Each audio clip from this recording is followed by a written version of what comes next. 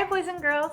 Today we're going to be starting a new lesson. I'm going to be showing you an artist named Thiebaud, and he is an American pop artist. Thiebaud is an American painter, and he's well known for paintings of everyday objects found in diners and cafeterias, such as some of my favorites, pies and cakes, ice cream cones, pastries, and donuts. He's associated with the pop art movement because of his interest in objects of popular culture. That's why pop art movement is called the pop art movement. It's not because things pop out at you, it's because they're based on things that are found in popular culture. When something's popular, it means that everybody knows what it is and that they like it.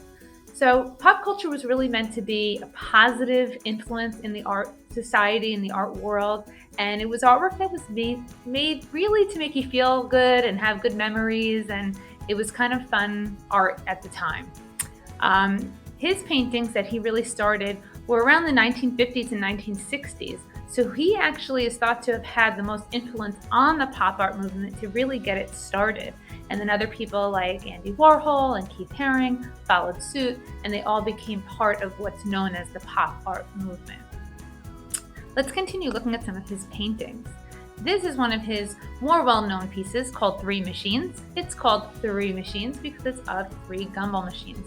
And you'll notice he uses really bright, fun, happy colors. Here's a detail of one of those gumball machines, and you can see that the outlines are not actually black, they're made of color, and lots of color. If you take a look here at the details at the back edge of the wall here, you'll see there's orange and green to make that line. Here, the edge of the gumball machine here is made with orange and green, and here we have some orange and blue. So we're having kind of this idea of complementary colors mixed to make a line instead of just using black. If you also notice here, there looks like a thick application of paint, and he was known for doing that as well. It almost looked like he painted with frosting. He liked to use a lot of paint. So here's a close-up, as I said, of the gumball machine, and I wanted you to notice his use of color and his heavy use of paint. He used exaggerated colors and heavy paint to depict or show his subjects or what he was painting. And the well-defined shadows is also what he's known for using. And this was known in advertising as well. So if you see big ads in advertising for, Nike shoes, Coca-Cola cans, you'll find really strong cast shadows and contrast in colors in these to make it more eye-catching. And that's what he was doing in his artwork. So if you look at the cast shadows that he's using here, he usually used the color blue. Most people think that cast shadows should be black because shadows are dark, but in his paintings, he used it as blue. And if it snows outside and you look outside in the snow and you see shadows, they usually are blue as well. They're not black. Black would make it look dirty. So if we take a look here, you have these strong, very specific shapes of cast shadows of those objects. And you should be able to see that he used blue for those shadows. Now, when we're talking about shadows, shadows do have specific shapes based on the objects that are creating them. So here we have some cakes on these platters, on these really tall poles. So they're up really, really high. And if you take a look, the shadows that they're casting actually have something to do with the shape of those cakes and their plates. If you look, the cast shadows mimic or look like the shape of the object that's creating them or casting them. So look at the shape of the cake and the platter, and now take a look over here at this blue shape. You should notice it almost looks like a top hat, but it's that shape of the cake, the platter, and then that pole, that cast shadow that's creating. So here's a drawing by Thiebaud. So the other ones we looked at were paintings. This is a drawing that he made. And he's using the same ideals as he does in his paintings, but you'll notice it looks a little bit different. Hopefully what you're looking at and seeing is the overall texture. So in his paintings, it had this creaminess. This looked like he was painting with icing. And here we have a little bit more graininess, and that's because this is done with chalk pastel. That's what he liked to draw with, sometimes with pencil as well. And you can really see the graininess and the texture and the movement of his pencil across the page. You can even see that texture of the crisscross waffle cone in his ice cream cones. They certainly look yummy. So I wanted you to notice the different textures in drawing versus in painting. Now we are going to start to look more at some of his paintings of specific foods and specifically of his donuts, because that's what this next project is going to be about. So here we have a painting he made of donuts. Here are kind of like cream puffs, and once again you'll see those really deep blue shadows that are cast. Here we have a cupcake with icing with that blue shadow, and here we have lollipops. Now he didn't only paint food, he painted clothing, he painted display cases, he painted landscapes, but based on the fact that I think this is more fun, I decided to make this lesson all about donuts, because who doesn't love a donut? So once again, we have our gumball machines, we have our cakes, Wayne Thiebaud, the American pop painter, and we are going to be making today, I'm going to show you how to make really a 3D box that looks like it's a bird's eye view. Now, a bird's eye view is basically, think of yourself as a bird flying overhead and looking down at something. That would be what a bird's eye view is. So it's an elevated view of an object from above perspective or overhead view. So think of yourself, as I said, as a bird looking down. So this is a painting of a bird's eye view of a box of all different types of delicious donuts that Wayne Thiebaud made. And we are going to make drawings or paintings or whatever materials you have. We're going to try our best to make it look like his box of donuts. So stay tuned, and I'm going to show you step by step how you're going to be able to do this. Awesome.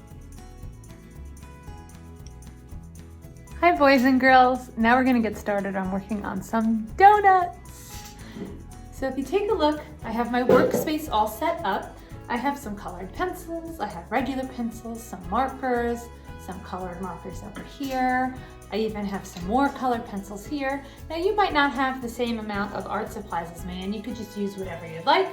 But I want to start to show you that you do need to make these look as good as you can, some objects that are circular in shape that you can trace. So I looked around my house and I found a roll of tape, I found a cup,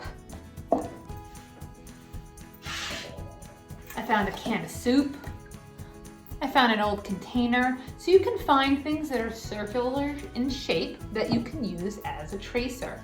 Now, depending on how big your piece of paper is, you might want to have a smaller circle to trace from. So you might want to use the bottom of a cup instead of the top part of a cup, because you want to be able to fill your box, which would be this whole sheet of paper, with as many donuts as possible, because of course, who doesn't love having more donuts than they need? Now, as I said before in my lessons, normally I would start by using a pencil, but so that you can see from this distance, I'm going to be using a marker. So the first thing I want to do is put in place my box. And I'm going to show you how to make it look like there really is a box that's 3D that these donuts are going to sit in. Now, you don't need to use a ruler. If you're somebody who likes things to be perfect and you have a ruler, by all means you can use one. But what you want to do is start by making some angled lines in each of the 4 corners of your page. So I'm going to make one diagonal line here, and it should be just about the width or length of your fingertip, nothing too big.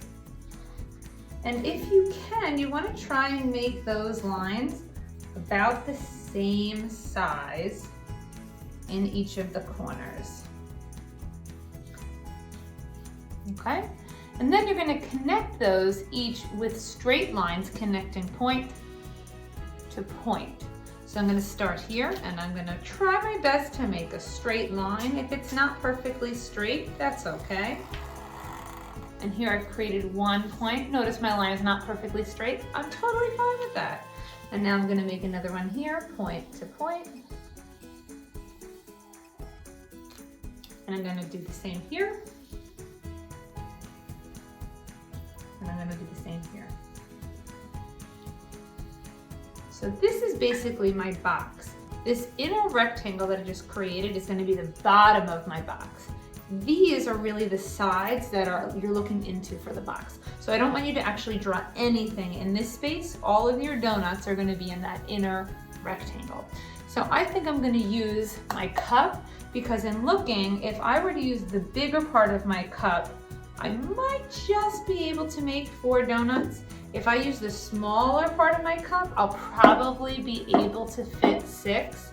This can of soup, once again, maybe I could probably do 4. So you could test different circle size out. With this roll of tape, I might only be able to fit 1 or 2, and that's okay too. If you only want 1 donut in your box, that's fine too. But the picture we looked at from Wayne Thiebaud, he had a whole full box of donuts in a different array, a different assortment. So we're gonna try and do that the best that we can. So you're gonna take your tracer and place it somewhere in that inner box, and you're going to trace it around. And here I have a general shape of my first donut. I'm gonna leave a little bit of space. I do not want my donuts to overlap, because I actually hate when that happens. If you've ever gotten a box of donuts and they overlap and some of the icing of one donut gets on the icing of the other, that, I don't know why, but that bothers me. I don't like that. So I'm gonna try and keep them separate. There I have my 3 donuts here. I'm gonna have another one here. And sometimes there's different shaped donuts or muffins, like crullers, or I don't know, croissants if you were fancy and you want something different. So I'm gonna make a different shape here, maybe for an eclair or for another type of pastry, and that's gonna be up to you. Now, some donuts look just like this, and maybe they just have some glaze along the top. Now, glaze would not be a perfect circle or an edge. It would be kind of globby because it's poured on top, so that could be the glaze. Just to show you a little bit closer, the type of line that I made. It's kind of a curving, kind of wavy line. When I go to make the center, the hole of my donut, you want to try and make sure that that hole makes sense. You don't want to make your donut look like a hula hoop. You want that hole to be in the correct proportion or size relationship to make your donut look like a real donut. And then just like I did here, my icing for it, I would kind of make a wobbly, wiggly line.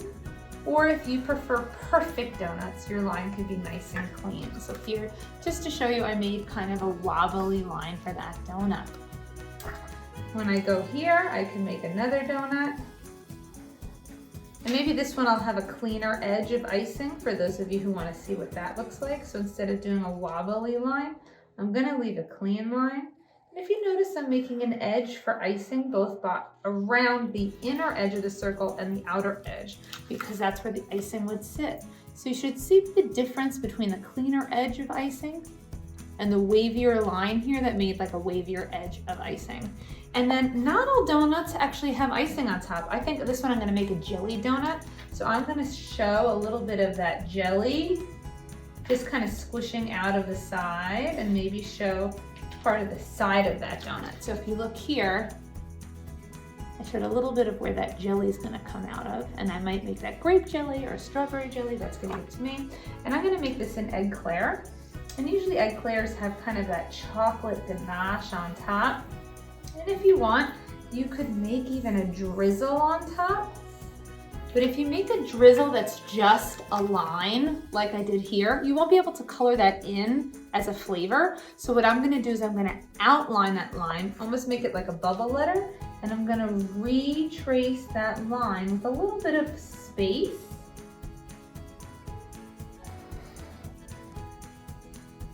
And connect it, so this way, it's almost like a tube or a snake that I'll be able to color in.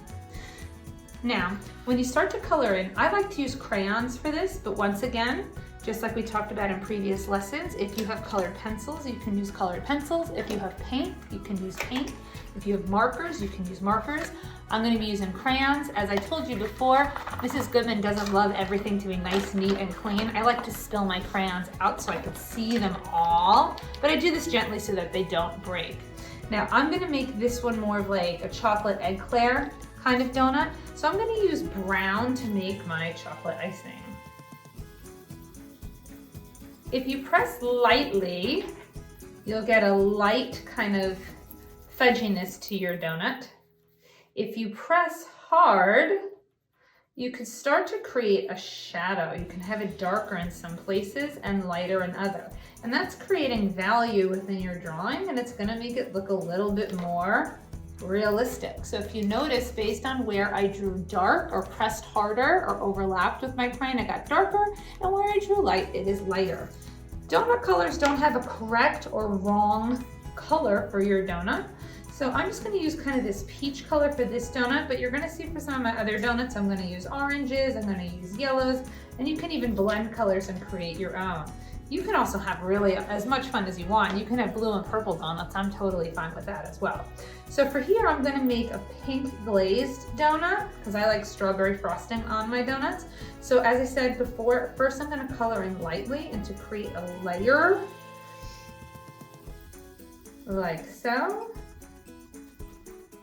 And then if I want, I can press a little bit harder and make some of that be in shadow.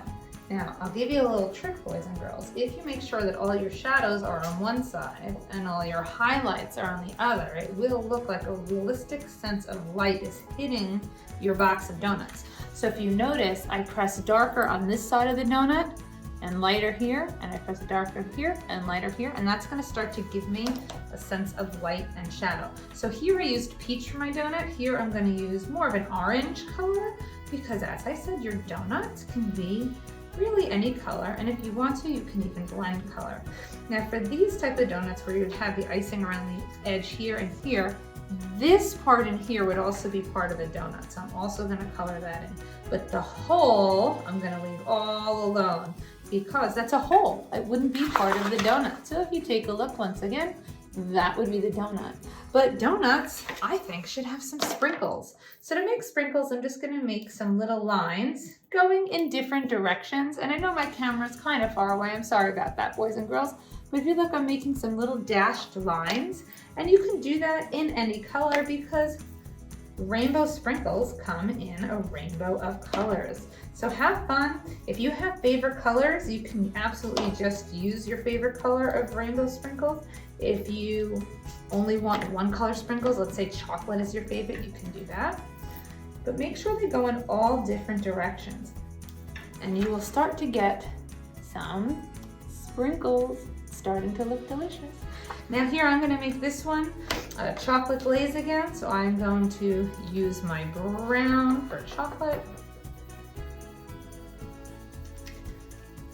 And I'm doing this kind of fast. If at any point you want to pause or rewind, that's what's so great about videos is that you can do that. So I press lightly, coloring in, and now again, I'm gonna press harder with my crayon along this one side to make it look a little bit darker, like it's a shadow. And then for my donut color, I'm gonna use maybe a yellow. I haven't used that one yet, so I'm gonna use a yellow just to show you the different colors that you can use for your donut. Once again, if you're making a blueberry donut or a strawberry donut, your donuts could be blue. That's fine too. So you can take a look at the difference between the peach donut, orange donut, yellow donut. Now I'm gonna try and do this kind of powdered sugary donut. So what I think I'm gonna do for that, because jelly donuts are usually very light, I think I'm gonna use the peach very lightly. And maybe I'll press a little bit darker along that side because we talked about how that would be a shadow. And then I'm gonna kind of do like a rich raspberry kind of jelly spilling out of there. And then for my chocolate eclair, I think I'm gonna use yellow again to color the actual donut. I'm gonna use some chocolate, but I'm not gonna color over that swirl. Remember we talked about that swirl that we made?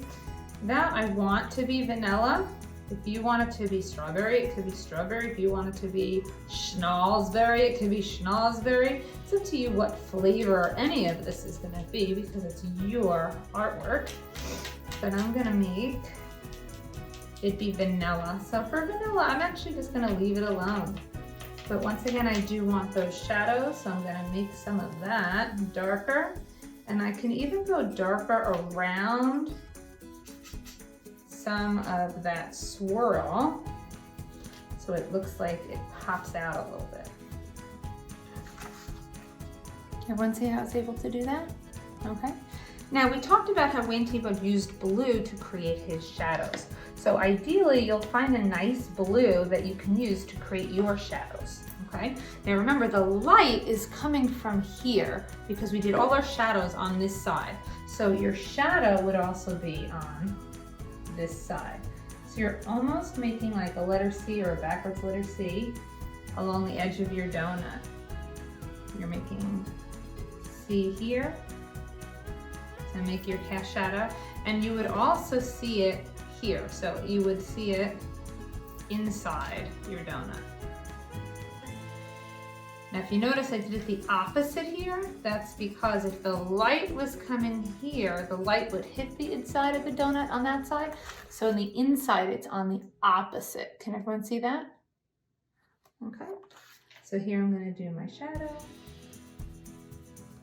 And I'm just using a blue crayon. Once again, if you have a marker or pencil, that would be fine too.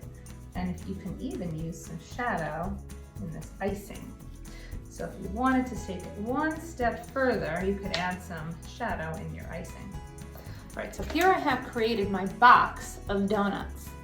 To make it a little bit more exciting, I'm going to create a pattern inside my box. Now this, once again, you can use crayons, you could use markers, you could use colored pencil, really whatever you want. I'm going to continue to use crayons because that's what I've been doing for my lesson, but you can use whatever you want. And I'm going to try and make it look like a pattern is behind here. I'm going to use a color that I haven't used yet, which is a true red. I like to use a contrast color so that it makes it stand out. And I'm going to just create a striped pattern. And I'm going to start and stop and start and stop so it looks like my donuts are on top of this pattern. So notice I'm not drawing the pattern through my donuts. I am merely working around them. This is going to help create a sense of depth in your drawing, because when you overlap things or make it look like things are overlapping, it makes it look like things are in front of other things. So here I can just continue doing this here, bring this up, and I'm just making some stripes.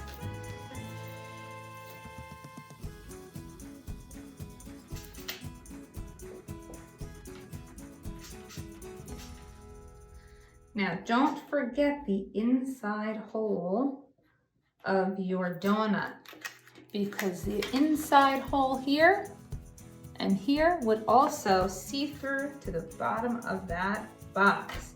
So you would also have stripes going through there. Now, if you want to try the trickiest part of all is putting the stripes along that empty outside edge for your box. If you notice, this is creating a diagonal line. What you want to do is have a straight line in the middle of that section. So I made a straight line in the middle of that section. And what I want that line to do is to gradually start to become a diagonal line as it gets to the edge. So if you could see what I did there, boys and girls, it started off as straight and they slowly started to turn diagonal. I'm going to do the same thing on the other side. So I'm going to keep it straight and then I'm going to slowly turn it into a diagonal line. That's going to start to give you some more perspective as if that is an edge that's going back down. I'm going to do the same thing here. So I'm going to make a straight line in the middle and I'm going to slightly start to slope those lines going in either direction. And I'm going to continue to do the same thing here.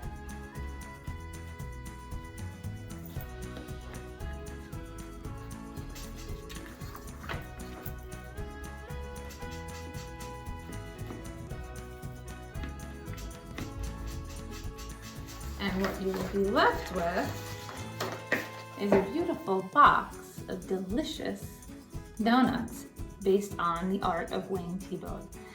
I hope you had fun with this lesson. If you have any questions or comments, you can email me. And I hope you share with me some of the designs and drawings that you created of your box of donuts today. Have a great day. Bye.